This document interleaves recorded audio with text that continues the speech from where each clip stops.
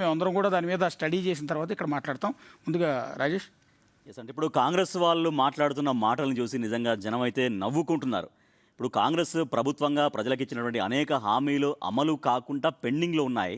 వాటిపైన కాకుండా హరీష్ రావు పైన ఈ రకంగా మూఢనమ్మకాల పేరుతో ఈ క్షుద్ర పూజలు చేశారు, తాంత్రిక పూజలు చేశారు, పలానా డేట్ రోజు విమానం ఎక్కారు, అక్కడ దిగారు, అక్కడ మా దగ్గర అన్ని ఆధారాలు నేను మాట్లాడడం నిజంగా తెలంగాణ పబ్లిక్ అయితే నవ్వుకుంటున్న మాట మాత్రం వాస్తవం.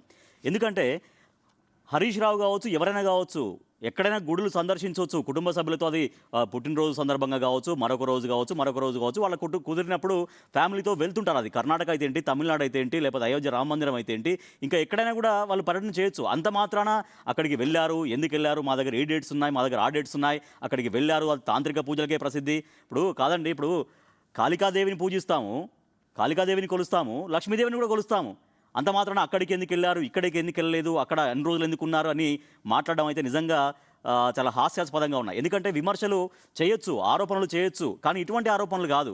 నిజంగా ఏదైనా ఇష్యూ ఉన్నప్పుడు ఇష్యూ బేస్డ్గా ఆరోపణలు చేయండి, ఆరోపణల్ని ప్రూవ్ చేసుకునే విధంగా ఆధారాలు చూపించండి. కానీ ఇవాళ స్వయంగా పీసీసీ చీఫ్ మాట్లాడడం అయితే ఇంకా విడ్డూరం అది.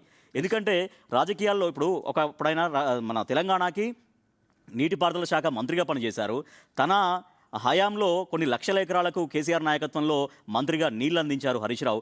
అటువంటి హరీష్ రావు అంటే ఇక్కడ వర్షాలకు రావద్దు, తెలంగాణ మొత్తం ఎండిపోవాలి, పంటలు ఎండిపోవాలి, తద్వారా ప్రభుత్వానికి చెడ్డ పేరు రావాలి, ప్రభుత్వం కూలిపోవాలి, బీఆర్ఎస్ రావాలని కోరుకోవడం అనేది అలా జరుగుతుందా? సో హరీష్ రావు క్షుద్ర పూజలు చేయించారు. క్షుద్ర పూజలు